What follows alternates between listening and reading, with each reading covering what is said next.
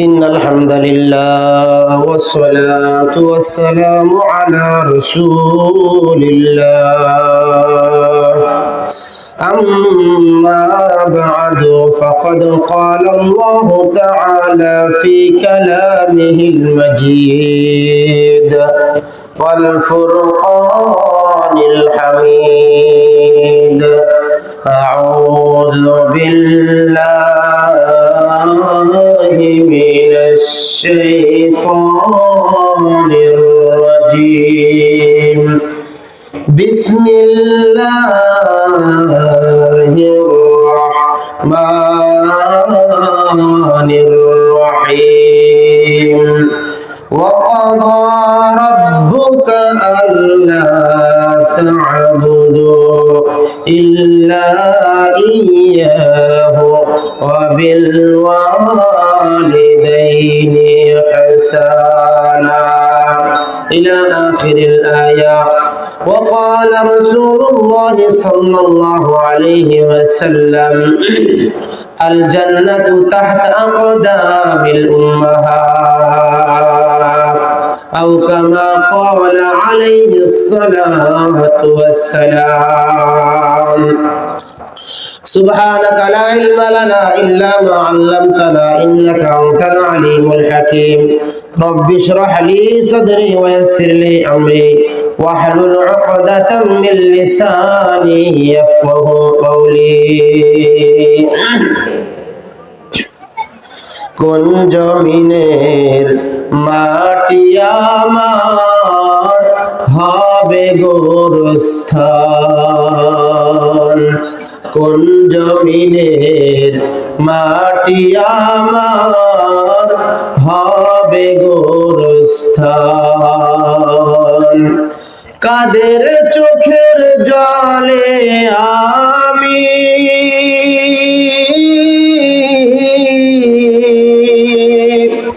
কাদের চোখের জলে আমি পাবো পরিত্রাণ, কোন জমিনের মাটি আমার হবে গোরস্থান। কারায় আমায় গোসল দিবে, কে পরাবে কাফন, কারায় আমায় কেঁদে কেঁদে করে দেবে দাফন। কারায় আমার পাশে বসে, কারায় আমার পাশে বসে শোনাবে কোরআন, কোন জমিনে মাটি আমার হবে গোরস্থান। সকলে বলেন আল্লাহু আকবার। আলহামদুলিল্লাহ। পশ্চিম গোলমুন্ডা আদর্শ গ্রাম ডাঙ্গাপাড়া জামে মসজিদের উন্নয়ন ও নুরানি হাফিজিয়া মাদ্রাসা হাফেজ ছাত্রদের পাগড়ি প্রদান উপলক্ষে যুব সমাজের উদ্যোগে ঐতিহাসিক তাফসীরুল কুরআন মাহফিলের আজকে সম্মানিত প্রধান অতিথি, বিশেষ অতিথি, সম্মানিত সভাপতি সাহেব এবং প্রধান বক্তা এবং বিশেষ বক্তা সহ আমার সামনে বসা দিনদরদি ইসলাম প্রিয় ভাইরা, বুড়া বাবারা, যুবক ভাইরা, পর্দার অন্তরালের অবস্থানরত আমার সম্মানিত মা ও বোনেরা, আমি আসলে জানতে চাচ্ছি আপনারা এই মাহফিলের মধ্যে আসতে পেরে আসলে কি খুশি নাকি বেজার? যদি আমরা খুশি হয়ে থাকি, আমরা কেউ জবানটা বন্ধ রাখবো না। আমাদের শরীরের সমস্ত শক্তিকে মুখের সামনে এসে সমস্ত আবেগকে উজাড় করে দিয়ে আকাশ বাতাস মুখরিত করে চিৎকার মেরে সমস্যারে একবার বলি আলহামদুলিল্লাহ। সবাই বলেন নাই, বললে আওয়াজটা আরো বেশি হতো। আমার ভাইরা, বলেন আমাদেরকে এই জবান দান করেছেন কে? আল্লাহ তাআলা। আল্লাহ তাআলা আমাদেরকে জবান দিয়েছেন তার শুকরিয়া আদায় করার জন্য, তার জিকির করার জন্য। আমরা যদি আল্লাহর জিকির থেকে আমাদের জবানটাকে ফিরিয়ে রাখি, বন্ধ রাখি, বলেন আল্লাহ তাআলা চাইলে এই জবানটা বন্ধ করে দিতে বলেন পারে কি পারে না? এই জন্য যারা জবান বন্ধ রেখেছিলেন, আমি আবার আপনাদের উদারত আহ্বান জানাবো আল্লাহ তাআলাকে খুশি করার জন্য সকলে চিৎকার করে একবার বলি আলহামদুলিল্লাহ। আমার ভাইরা, আমি আপনাদের সামনে পবিত্র কোরআনুল কারীমের 15 নম্বর পারা 3 নম্বর পৃষ্ঠা সূরা বানী ইসরাঈলের 13 নম্বর আয়াত আমি আপনাদের সামনে পাঠ করেছি। বিশ্বনবীর অসংখ্য হাদিস মুবারক থেকে একখানা হাদিস শরীফ আমি আপনাদের সামনে পাঠ করেছি। আল্লাহ পাক রব্বুল আলামিন যদি আমাকে সুযোগ করে দেয়, আয়াত এবং হাদিসকে সামনে রেখে সংক্ষিপ্ত কিছু কথা বলার জন্য চেষ্টা করব। সকলে বলেন ইনশাআল্লাহ। আমার মুসলমান বাবাজিরা, আল্লাহ পাক রব্বুল আলামিন বলেন ওয়া ক্বাদা রাব্বুকা আল্লা তা'বুদু ইল্লা ইয়্যাহু ওয়া বিল ওয়ালিদাইনি ইহসানা।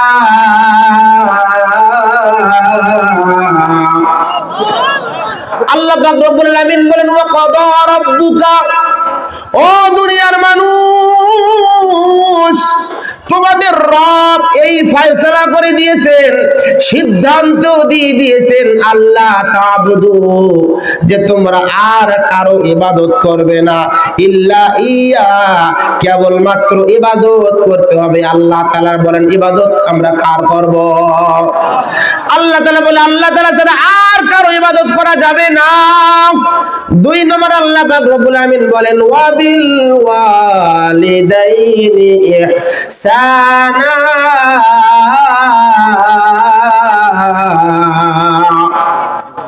আল্লাহ বলেন 2 নম্বর, তোমরা তোমাদের পিতা মাতার সঙ্গে সৎ আচরণ করবা। আমার ভাইরা, আমার বন্ধুরা, পর্দার আড়ালের মা ও বোনেরা, ভালো করে শুনে নেবেন। আল্লাহ পাক রব্বুল আলামিন তার ইবাদতের পরে আল্লাহ তাআলা কেন আপনার মা বাবার সঙ্গে ভালো আচরণ করার জন্য বললেন? ওরে দুনিয়ার মানুষ, বলুন তো আমাদেরকে দুনিয়ার মধ্যে সৃষ্টি করে পাঠিয়ে দিয়েছেন কে? চিৎকার মেরে বলেন কে? আল্লাহ তাআলা সৃষ্টি করে আসমান থেকে আমাদেরকে টপ করে ফালাই দেয় নাই, বড় আল্লাহ পাক রব্বুল আলামিন ইচ্ছা করেছেন তোমাকে দুনিয়ার মধ্যে পাঠাবে। এই কারণে আল্লাহ পাক রব্বুল আলামিন আমাদের বাবা থেকে এক ফোঁটা নাপাক পানি আমাদের মায়ের গর্ভের মধ্যে ঢুকায়া দিয়া, সেই পানিটাকে আল্লাহ পাক রব্বুল আলামিন 40 দিন পরে এক ফোঁটা জমাট রক্তের মধ্যে আল্লাহ তাআলা পরিণত করে দিয়া, আবার 40 দিন পরে সেই জমাট রক্তটাকে এক টুকরা মাংসের মধ্যে পরিণত করিয়া, আমার ভাইরা সেই মাংসটাকে আবার হাড্ডি দিয়ে আল্লাহ পাক রব্বুল আলামিন সুন্দরভাবে পেঁচিয়ে দিয়ে আস্তে আস্তে তিলে তিলে করে আল্লাহ তাআলা আমাদেরকে ওই মায়ের গর্ভের মধ্যে লালন পালন করেছেন। কথা বলেন ঠিক কি ঠিক না? ও আমার ভাইরা, ও পর্দার আড়ালের মা, ভালো করে শুনে নাও মা গো, একটা সন্তান মা লালন পালন করতে গিয়ে কত কষ্ট করে আমার ভাইরা। সন্তান যখন পেটের মধ্যে থাকে, আমার ভাইরা সকালবেলা মা খাইতে যায়, খাইতে যখন মা বসে, ওই সময় সন্তান মায়ের পেটের মধ্যে এমন জোরে একটা লাথি মারে, মা পেটের মধ্যে হাত দিয়া আমার ভাইরা খাওয়া বন্ধ করে দিয়া ঘরের মধ্যে গিয়ে বিছানার মধ্যে পেটের মধ্যে হাত দিয়া কান্নাকাটি করে বলে, ও গো মা, কেন জানি আমার পেটটা ব্যথা করতেছে। এরে বাবাজি, আমার যখন দুপুরের বেলা মা খেতে যায়, ওই সময় আমার সন্তান পেটের মধ্যে এমন জোরে লাথি মারে, মায়ের পেটের মধ্যে ব্যথা লেগে যায়। মা খানাটা আপনার ভাইরা রেখে দিয়া বিছানার মধ্যে গিয়ে শুয়ে পড়ে। এইভাবে রাত্রে বেলা যখন মা আবার শুইতে যায়, আমার ভাইরা সন্তান মায়ের পেটের মধ্যে লাথি মারে। মা জননী রাতের বেলা ঘুমাতে পারে না রে ভাই, সবাই রাতের মধ্যে ঘুমায়, কিন্তু ওই মা রাতের বেলায় বিছনা থেকে দাঁড়াইয়া আমার ভাইরা ঘরের মধ্যে শুধু ঘুরতে থাকে। মা ডাক দিয়ে বলে, রে মা তুই কেন ঘুমাস না? তোর চোখে কি ঘুম পায় না? ডাক দিয়ে বলে, ও মা গো, আমি কিভাবে ঘুমাবো? আমার কলিজার টুকরা সন্তান, আমার বাসাধন আমাকে ঘুমাইতে দেয় না। আমার পেটের মধ্যে লাথি মারে, আমার পেটের মধ্যে ঘুষা মারে, এই জন্য আমি ঘুমাইতে পারি না। আমার ভাইরা এইভাবে মা সারা রাত্র দাঁড়াইয়া কাঁদিয়ে দিয়েছে। আমার ভাইরা এইভাবে 10টা মাস আমার মা আমাকে গর্ভের মধ্যে নিয়ে তিলে তিলে লালন পালন করেছে। এর পর্দার আড়ালের মা, ভালো করে শ্বশুর নাও গো মা। হাফিজিয়া মাদ্রাসার আজকে উন্নয়ন করবে, হাফেজ ছাত্রদেরকে পাগড়ি প্রদান উপলক্ষে আজকের এই মাহফিল। ওরে মা, আমার ভাইরা, আমার বন্ধুরা, ও পর্দার আড়ালের মা, কেন আপনি আপনার সন্তানটাকে মাদ্রাসার মধ্যে পড়াবেন? আপনি কত সুন্দর করে, কত কষ্ট করে তিলে তিলে আপনার সন্তানটাকে আপনি লালন পালন করলেন, দুনিয়ার মধ্যে নিয়ে আসলেন। কিন্তু ওই সন্তান যদি আপনার বিরুদ্ধে চলে যায়, ওই সন্তান যদি আপনাকে বড় হওয়ার পর যদি আপনার খোঁজ খবর না নেয়, আপনার সঙ্গে যদি খারাপ আচরণ করে, এই সন্তান আপনার জন্য হয়ে যাবে চিরকালের জন্য শত্রু। আমার ভাইরা, আমার বন্ধুরা, ও পর্দার আড়ালের মা, এই জন্য আপনার সন্তানটাকে যদি মাদ্রাসার মধ্যে আপনি ভর্তি করাইয়া দেন, ও পর্দার আড়ালের মা, ওই সন্তান কোনোদিন বড় হওয়ার পর আপনাকে ভুলবে না। অথচ স্কুল কলেজ ভার্সিটি পড়ুয়া অনেক এমন সন্তান রয়েছে যারা সরকারি চাকরি করে, সরকারি চাকরি করা সত্ত্বেও আমার ভাইরা, আমার বন্ধুরা, মা বাবাকে ভুলে যায়। যখন বিবাহ শাদী করে ঘরের মধ্যে নিয়ে আসে, ওই বিবাহ শাদী করার কারণে ওই বইয়ের বউয়ের সঙ্গে মা আর থাকতে দেয় না, মাকে আর থাকতে দেয় না, বাবাকে রাখতে দেয় না। ওই বাবাকে নিয়ে বৃদ্ধাশ্রমের মধ্যে রেখে আসে। আমি একদিন গেলাম এক বৃদ্ধাশ্রমের মধ্যে, গিয়া দেখি একজন বাবা, বৃদ্ধ মানুষ, চোখটা জান্নাত দিকে করে রাস্তার দিকে তাকায়া রইছে, চক্ষু দিয়ে টপ টপ করে পানি ঝরতেছে। আমি ডাক দিয়ে বলেন, বাবা কেন আপনি কান্না করেন? আপনার মনের মধ্যে কি দুঃখ আপনি বলেন? ডাক দিয়ে বলে, রে বাবা, আমার দুনিয়ার মধ্যে টাকা পয়সার কোনো অভাব নাই, আমার সন্তান রয়েছে, সন্তানকে আমি শিক্ষিত করেছি, সন্তানকে আমি চাকরির মধ্যে দিয়েছি, আমার সন্তান লক্ষ লক্ষ টাকা আমার বাইরে বেতন পায়, কিন্তু আমার সন্তান আমার খবর লয় না।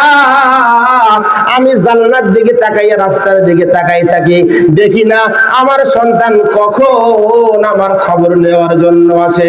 আমার ভাইরা, আমার বন্ধুরা,